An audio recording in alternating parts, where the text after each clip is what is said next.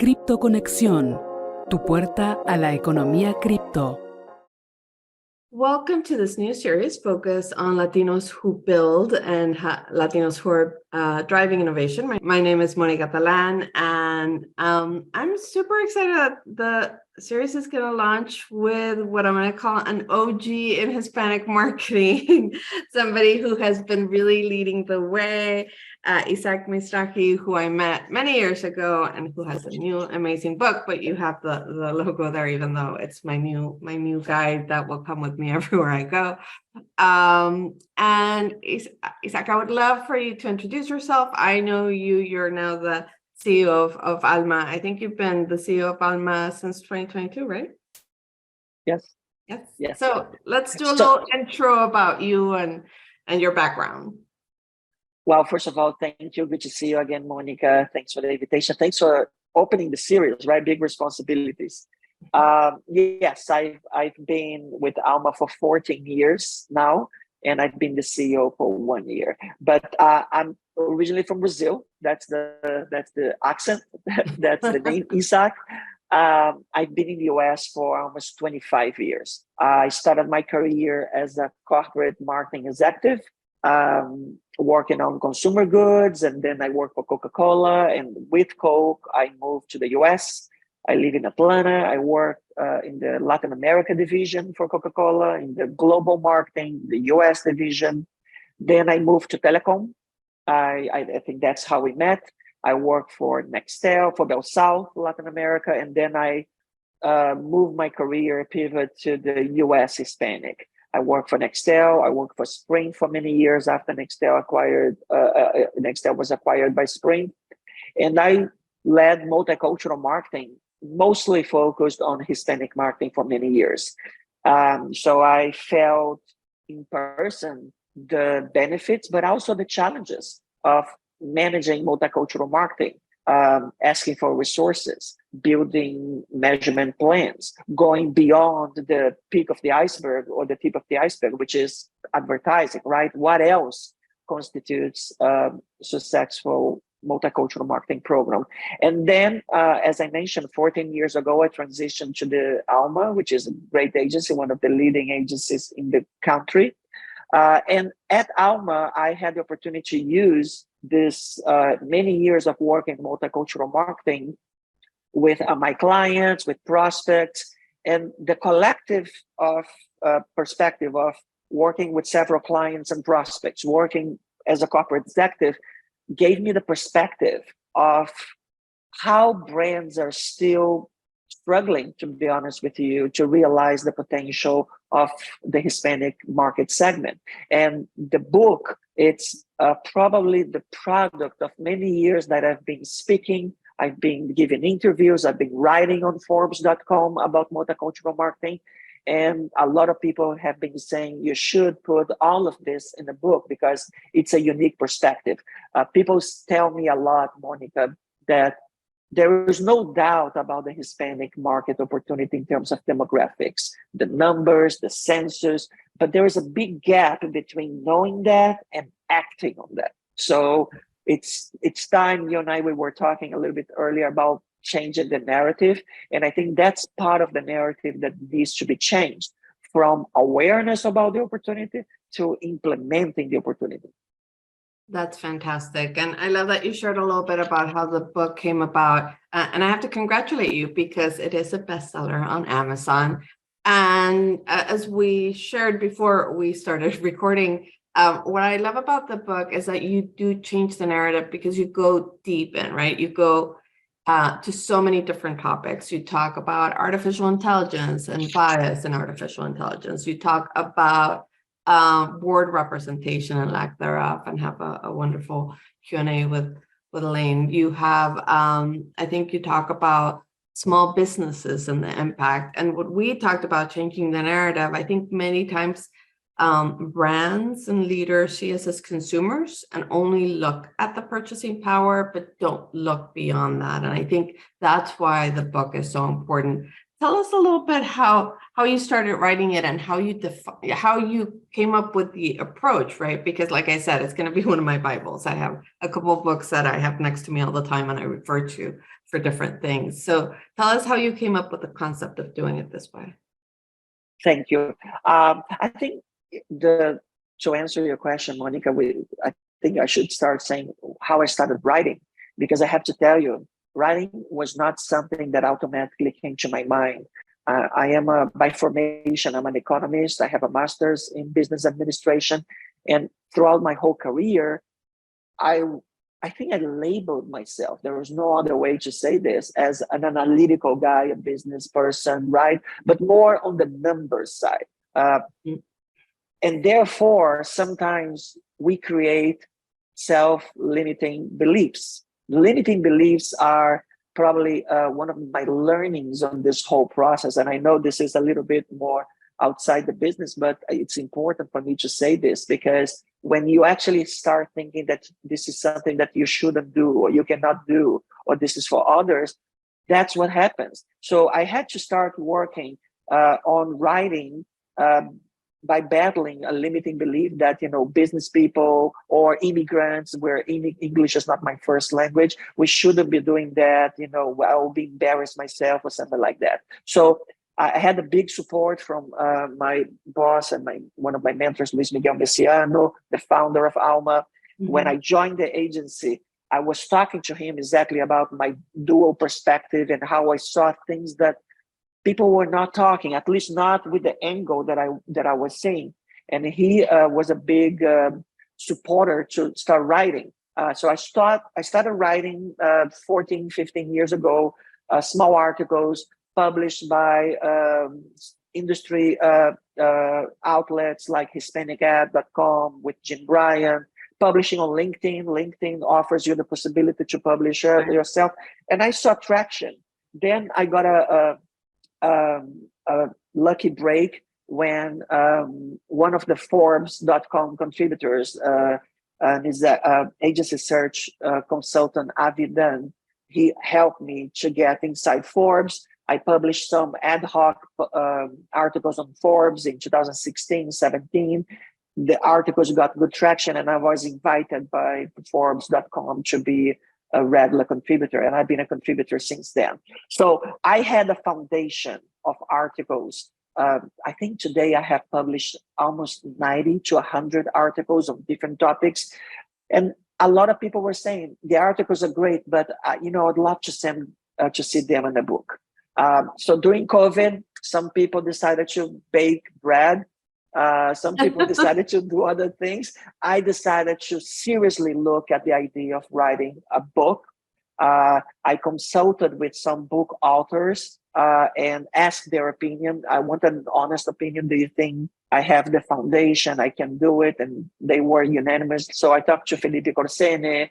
I talked to Chiqui Cartagena. You probably know her. Yes. You work with her. Yes. And Chiqui said, not only I think this could be a book, what your work can be a book, I want to see that book and I want to work with you. So Chiqui actually helped me. She is the editor of the book. She was my right hand. So what we did is that we narrowed down to Hispanic instead of multicultural. I think this is the biggest opportunity and something that I feel more comfortable with. And then we started to look at articles. I wrote original content. As you probably have seen, there are 10 case studies on best-in-class effectiveness, different verticals, different industries, big brands, smaller brands, big budgets, small budgets. And then I look for potential publishers. Self-limiting beliefs. Number 2, I was thinking about self-publishing the book. And some people, some friends say, but you never look for a publishing house. Why not looking for a publishing house first? So I looked for publishing houses. I LinkedIn them, cold emails, and I was lucky to have the folks from Routledge. They are my publisher, is a division of Taylor and Francis. They are very strong in the academic world, and they are the publisher of my book. So that's a little bit the story of the book. That's wonderful. And I love that you worked with Chiki because she has two books that she's published on the topic. So for me, this is kind of the third chapter, or the third book in that library that you need to have. And I also recommend that people follow you for your column because it is really a great resource that you can access. But let me ask you this, and this is going to be a tough question. Like, both of us have been in this space for a long time. And I feel like we continue to have the same conversation. We continue to try to change the narrative in different ways. What can we do? And I think this is a great step, right? Especially because I do think it's also written for C-level executives. But what are some ways we can really have that impact and help ensure that this narrative and this approach changes? I love the case studies. I think that may be one way, but any thoughts on, again, we've been both doing this for, I think, 20 years. So how do we change that, right? Monica, a lot of people tell me the same thing. We've been saying these things for a while. I don't get discouraged. I think we have to continue talking about this. Mm-hmm. There's always new people in the marketplace. There's a younger, new generation of CMOs and C-suite executives. So I don't think focusing on multicultural Hispanic marketing is something that we should do. And at one point, we're gonna do that forever. I think what has changed when I came to the country 25 years ago and started touching this very interesting subject, a lot of what we were doing was based on gut feeling and personal experience, right? Mm-hmm. I think what has changed over the decade is that now we have a significant amount of data, significant number of case studies, ROI studies from Nielsen with Univision, from Kantar, from the ANA AIM, which is the Multicultural Inclusion Committee or group inside the Association of National Advertisers. So right now, I think that we are talking about the things that we were talking in the past, but with a solid foundation of data, insights, and ROI studies. Because I think what is changing, and the way to change the narrative, according to my humble opinion, is to remove the emotions out of this discussion. Mm-hmm. And I'm going to explain to you what I mean by emotions, and talking about this is about business. What emotions I'm saying is that, let's be very candid. We live in a polarized society where the discussions of diversity, equity, and inclusion and social justice sometimes get mixed with multicultural marketing and business. I'm all for the discussion of social justice and diversity, equity, and inclusion, and I think we should do at Citizens. However, as a marketer, as a business person, I would like to focus, and the book is to focus on business. There is a significant number of Hispanics in the country, 62 million. This is a growing segment. America is becoming more diverse. And as you said, this is in a significant consumer segment, but also employer segment and leadership segment. And America is changing. And for brands to sustain growth for years and decades to come, they need to understand this change. So the book is to talk about this change and how to act on this change with learnings, with data, with insights, because that's the reality. You like it or not, being a Republican or being a Democrat or being nothing. This is not about politics. This is not about social justice. This is about business. And that's why we have this little dollar bill here going up. This is about growth. So as an executive that was pressured on a daily basis, on a weekly basis for sales, for results, etc., I know how important growth is for brands and for corporations. And this is a true source of growth if well executed, if treated beyond the stereotypical, the misconceptions, treated as a serious discipline, as digital marketing is a serious discipline, as PR is a serious discipline. So my dream is that multicultural marketing is studied at schools, at communication schools, at business schools, undergrad, grad, discussing trainings in corporation as a discipline that can drive growth. That's wonderful. And I talked about how I love your Q&A with Esther about the board representation. Now that continues to be a gap, but also senior leadership at companies, right? And you talk about not only recruitment, but retention. Anything you think is important for Latinos to know as leaders that we need to be focused on when it comes to pursuing the leadership roles or pursuing board opportunities? Absolutely. You mentioned Esther Aguilera. She was the CEO of LCDA, which is the Latino Corporate Directors Association. I am a member of LCDA. And Monica, I think that, to be honest with you, we need representation all over. We shouldn't be talking about the 62 million Hispanics as people that are ready to pay for your products and service. So we make a perspective that's transactional only. There are people there's going to be actually in the organization.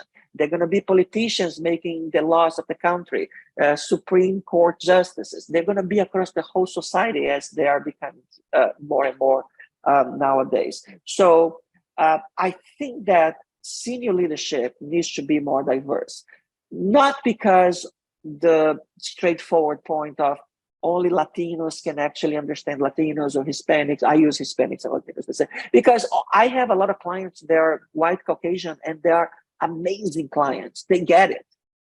I have to tell a secret. Sometimes they get it more than the Hispanic clients that have their own preconceived ideas. Now, what I think the beauty of having a diverse leadership is that people like us, immigrants, people that come from a different background, we have our little antennas out in a different way. We see things from a different angle. We experience things that probably a lot of American executives never experienced. Example, when I was a young executive in Brazil, I faced inflation of 10,000% per year. I faced things as a media director in one of the companies, a change of currencies, cutting zeros. You know what I'm talking about, because almost every person that in our age that lived in Latin America or worked in Latin America knows this.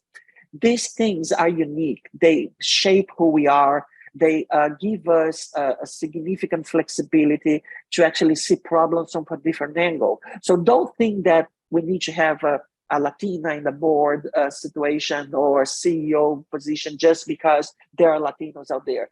Because there's a good chance that this senior executive, this Latino, may have seen the world from a different perspective. And that perspective can help us to be successful in the future because the country is becoming different and more diverse. Absolutely. I talked about, you have a little bit of information on augmented reality and the potential bias.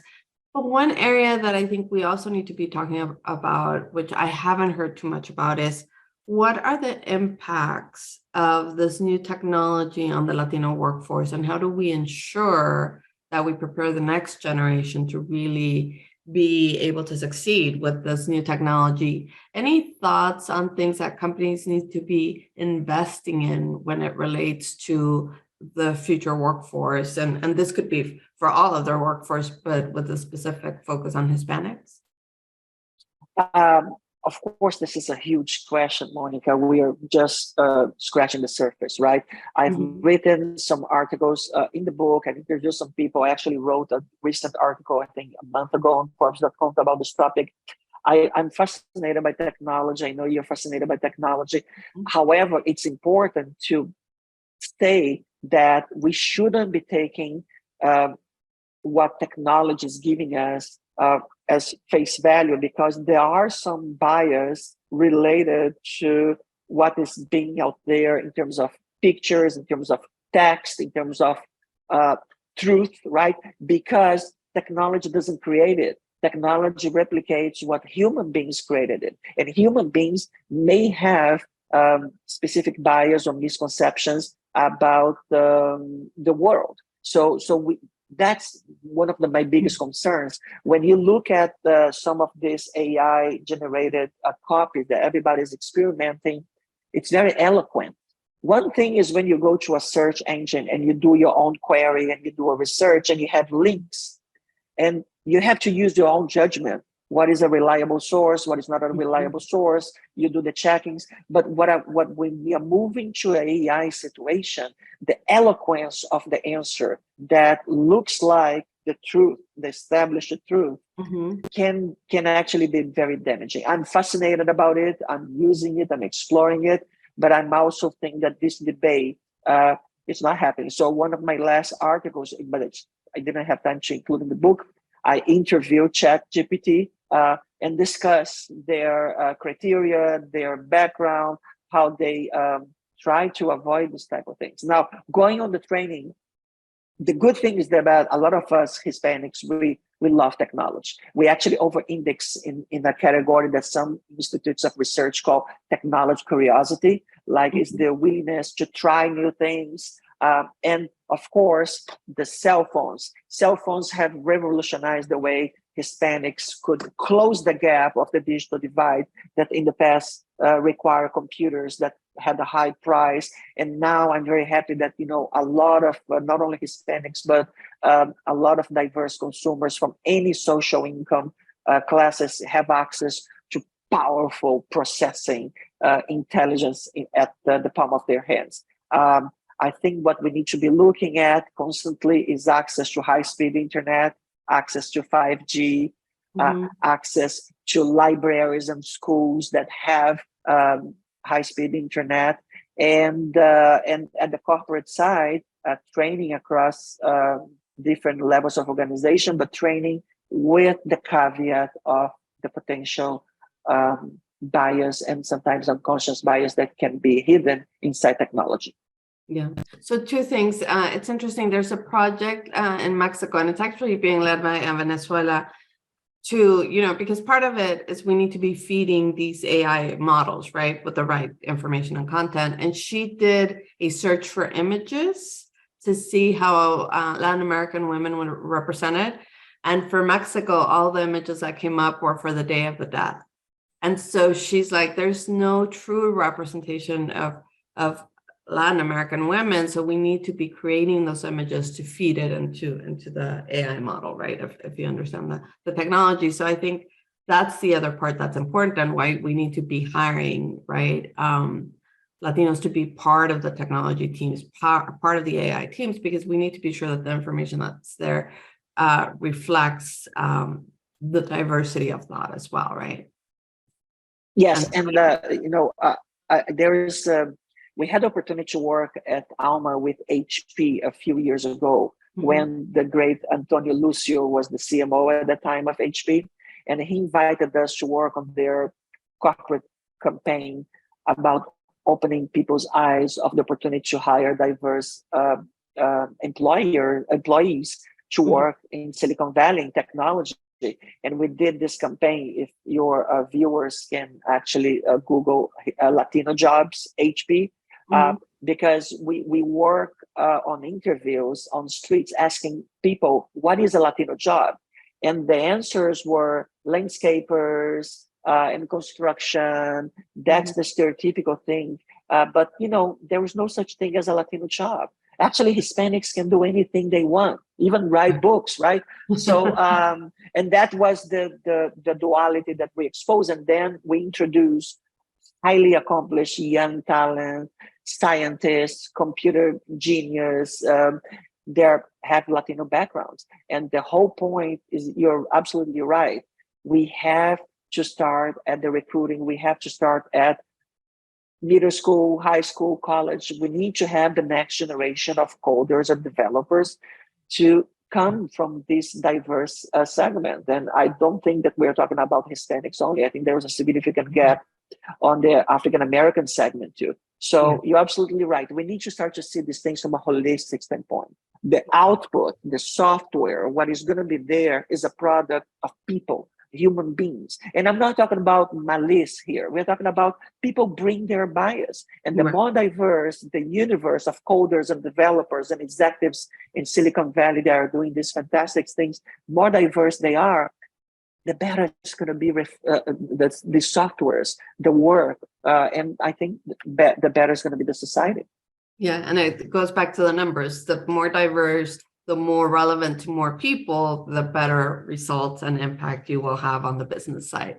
I'm going to ask you two more questions, but you touched on this about 5G, et cetera. In the book, you also talk about the new digital divide. And yes, this kind of close the gap, but we know that new technologies are going to be are going to require a lot of bandwidth and a lot of ways to engage with them, right? Including the metaverse.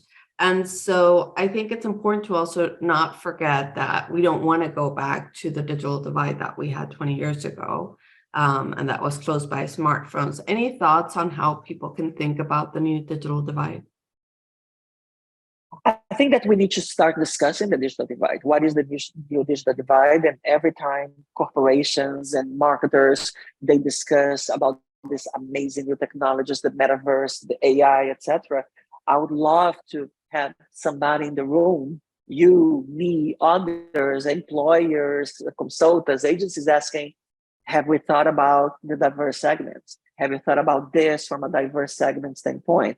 And I think it's important, Monica, to discuss one concept that's a little bit in the background that we need to make this more explicit. Some people may say, but we are all human beings. We are not seeing colors. We are not seeing ethnicities. Let's unite people. Let's work together. I hear that a lot. Actually, some people have told me, why are you doing this? I say, this what? Why are you talking about breaking us apart? You know, don't you want us to be together as one nation, one society? So almost like accusing me. And I actually felt bad the first time I heard a comment like that. I said, no, I don't want to divide people. But then the realization is that this assumption that talking about diverse segments is separating us, it's kind of offensive, because in the end of the day, they're not being seen. If you ask in research, do you see yourself represented in business, in advertising, in movies, in shows, in news room? They are not being seen. And I'm not talking about representation from a casting. They're not seeing their stories represented. Right. So there's 40% of America, which is diverse segments. The majority of them, and mainly the younger consumers, the Generation Z, the millennials, they are not seeing what's out there in the world, in advertising and news and movies, representing themselves. So by bringing this discussion to the scenario, to the table, there is a good possibility of enhancing these voices and changing a little bit the narrative so they can be seen and they can be felt part of the consumer segment or part of a broader society. So I actually want people to get connected and united, but we are not going to do that until people actually feel that they are represented. So I think that's a little bit of a bigger background that goes beyond technology, that we're not talking only about consumer marketing or making money, etc. Yes, it is, but it is important to acknowledge that there are a lot of people, millions of people that don't feel portrayed and don't feel represented and don't feel seen by corporate America. You know, it's interesting. We recently did an event, and one of the things that really stuck with me, and one of the reasons we're launching the series, is I heard multiple times people saying, I'm tired of being invisible.